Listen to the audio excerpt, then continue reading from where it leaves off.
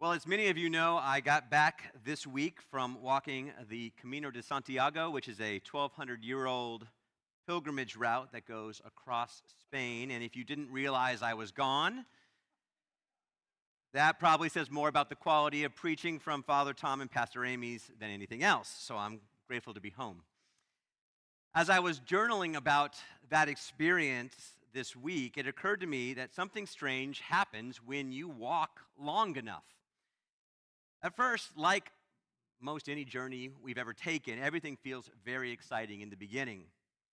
This was my third time walking the Camino, and it still very much captures my imagination. Every village feels picturesque. Every cafe feels profound. Every photo feels like it has spiritual gravity to it. And at first, I think, I could do this forever. And then around day 4 or 5, my body begins filing formal complaints.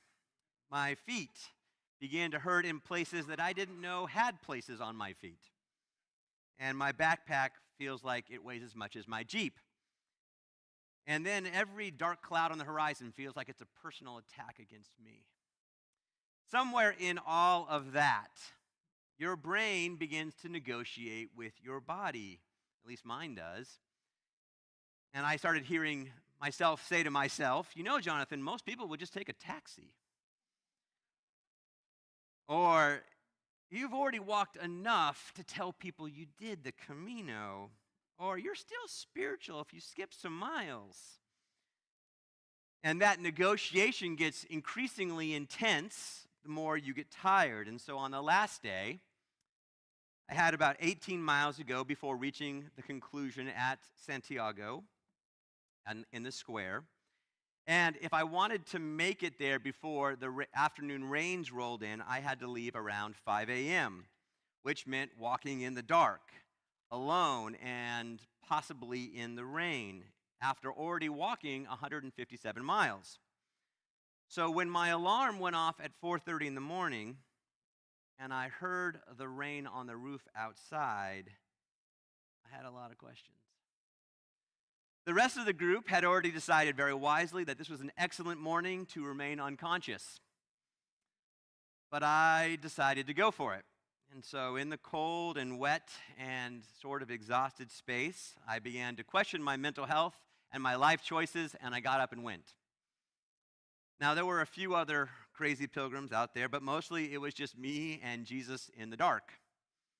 And after getting lost for the second time, because I couldn't see the signs, I actually said out loud, I should have slept in and taken a taxi. But then, slowly, the rain stopped. The darkness began to lift. I could see the last few stars of the evening fading overhead, and the hills began to emerge, and the horizon started glowing.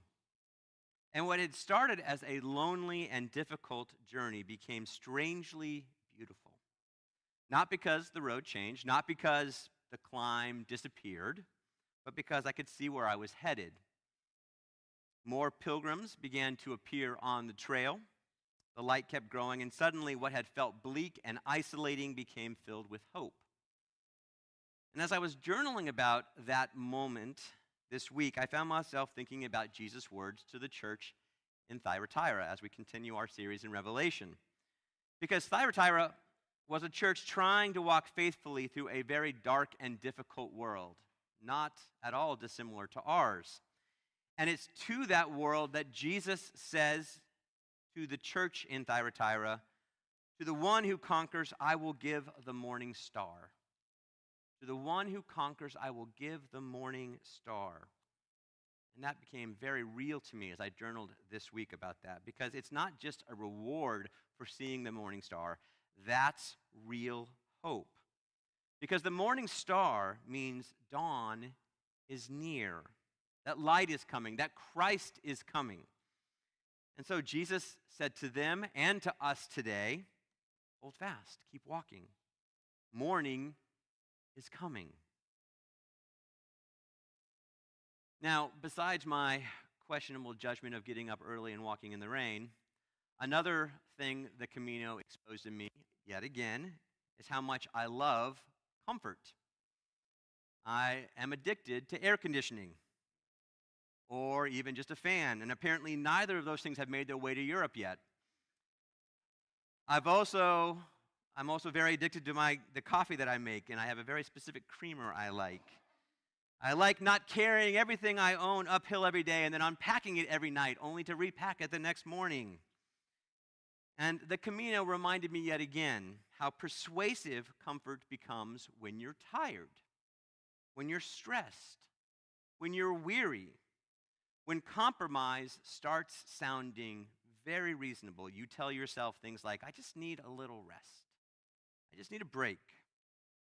I just need life to be easier. And before long, comfort quietly becomes the thing making the decisions for us. Not Jesus, not faithfulness, but comfort.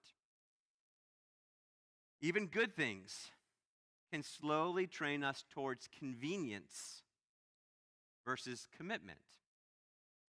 Sometimes I think that is happening with the way in which we have chosen to live stream church. It was a gift during the COVID season, and for many people, it still is a gift. But over time, I've noticed that it quietly becomes a preference rather than a necessity. When people tell me, well, I didn't want to get up in church, I'd rather just stay in my pajamas and have a second cup of coffee. And I get it, that sounds reasonable. That's the thing about compromise. It always sounds reasonable. Nobody wakes up one morning and says, I'd like to slowly drift away from deep discipleship. It starts much smaller with things like, I'm tired. I don't want conflict. I just want to fit in. I need financial security. I don't want life to feel so difficult all the time. And little by little, comfort begins to shape our decisions more than faithfulness. And the frightening thing is, our culture actually applauds that every step of the way. We live in a culture that treats comfort as the very highest good. We arrange our lives around avoiding discomfort because we're told comfort will make us happy. And that's what you want, right? Happiness. So we end up avoiding difficult conversations. We avoid sacrifice. We avoid being generous, especially when it feels like it could be risky. We avoid standing with people if it could cost us socially. Our culture has catechized us into believing that if something is difficult or uncomfortable or costly, it's got to be wrong. But comfort's never been the way of Jesus. The way of Jesus has always involved costly love, costly integrity, costly generosity, costly forgiveness, costly discipleship. Not because God enjoys our suffering, not because he's sitting up there gleefully wringing his hands as we struggle, but because love always costs something. And strangely, part of what makes love and discipleship so beautiful is precisely because there is a cost to it. Look, comfort has never transformed the world. Faithful people have. And the Christians in Thyatira were learning that in real time. So let's look at that for a little bit. And hopefully you got Pastor Amy's email this week about what was happening in Thyatira. Because basically it was a hardworking, blue-collar business town.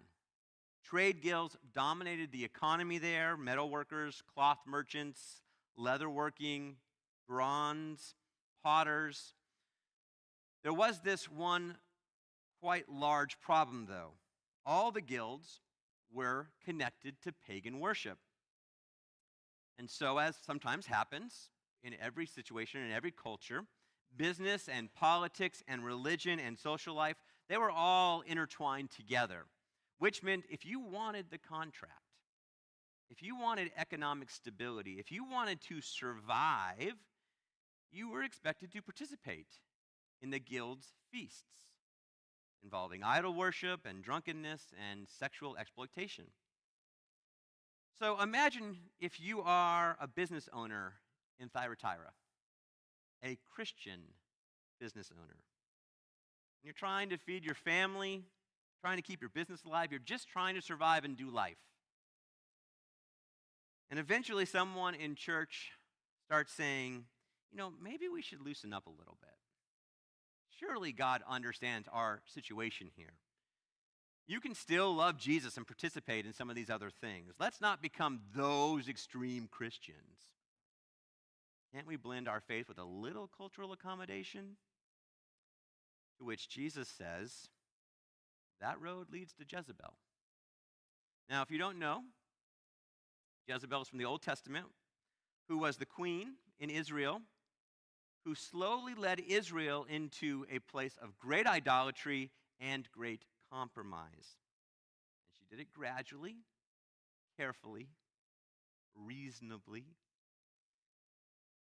saying things like, it's not that big of a deal, you guys, come on. Which is why Jesus says to the church that they are tolerating Jezebel.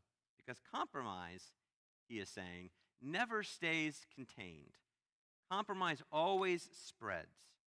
And Jesus is not speaking strongly because he's trying to ruin their joy. He's speaking strongly because he's trying to save them from a counterfeit version of joy. His solution is very clear. Hold fast. Keep going. Don't quit. And then he gives this extraordinary promise. To the one who conquers, I will also give the morning star. Later in Revelation, Jesus identifies himself as the morning star. The bright light that appears just before dawn. The sign that night will not last forever. And these Christians in Thyatira desperately needed that hope. Because when faithfulness costs us something, when integrity feels expensive, when generosity feels risky, and when obedience feels very lonely, it is totally normal, I think, for any of us to ask, is this actually worth it? This Christian life? Jesus answers that today in Revelation by saying, yes, hold fast. Morning is closer than you think. Because, brothers and sisters, hope is the oxygen needed for our spiritual lungs. Without hope, we quit. Without hope, we compromise, and it begins even to start sounding wise. Without hope, comfort becomes our God. But the morning star reminds us that dawn is already breaking. So let me ask you something honestly. Where are you being tempted towards comfort over faithfulness right now? Again, where are you being tempted towards comfort over faithfulness right now? Maybe it's in something like generosity. Maybe fears about our economy or the gas prices or about money have started you to tighten up your hands and shrinking your trust in God. Maybe it's in serving. You already feel exhausted and overextended, and so the idea of giving more of yourself just feels impossible. Maybe it's in scripture, prayer, worship, or community. You've already compromised on those things, and so they feel sort of optional.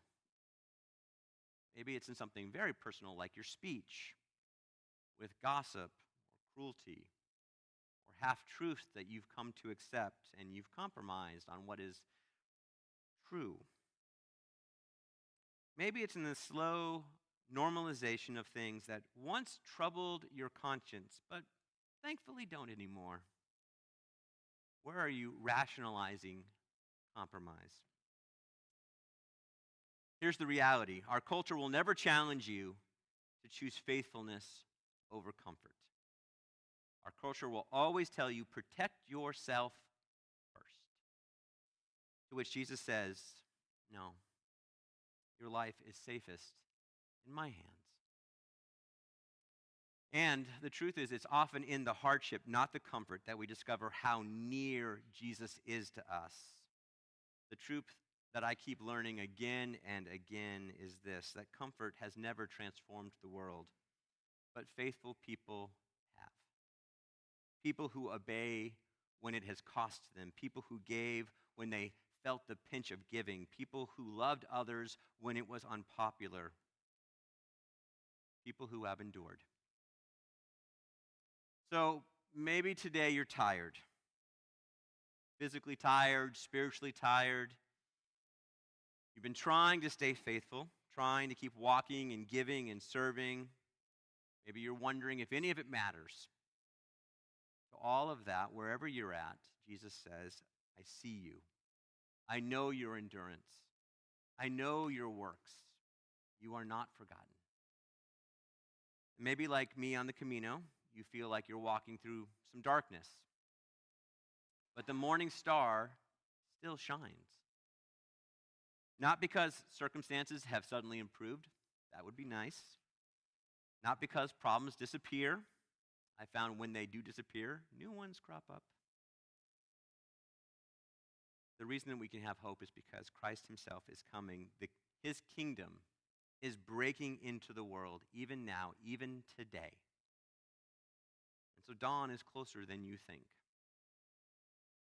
One of the beautiful things about the Camino is that nobody walks entirely alone. Even when you are walking by yourself, there are lots of other people around you, people from all over the world, young and old, fast walkers, slow walkers, people carrying grief, people searching for meaning, people healing from heartbreak.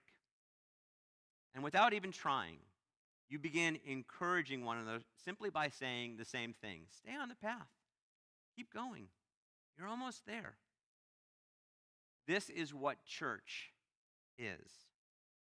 A community of pilgrims helping one another stay faithful in a world constantly inviting them into compromise. The church, this church, says a people of integrity matter. That we are a people who keep their word, a people whose generosity is joyful, a people where truth is spoken graciously, where people who are sinners are loved deeply without redefining what is sin. A people who refuse to surrender either conviction or compassion. A people who help each other keep walking towards the light. The world already knows compromise. What it desperately needs is a vision of courageous, joyful, hopeful faithfulness that is steady and enduring. I think St. Mark's is that church. And that with every faithful act of generosity and integrity, endurance and forgiveness and trust, that's one more step towards the coming light. And to all of that, Jesus says, hold fast to what you have until I come. So, church, keep loving, keep serving, keep giving, keep trusting, keep walking, because morning is coming.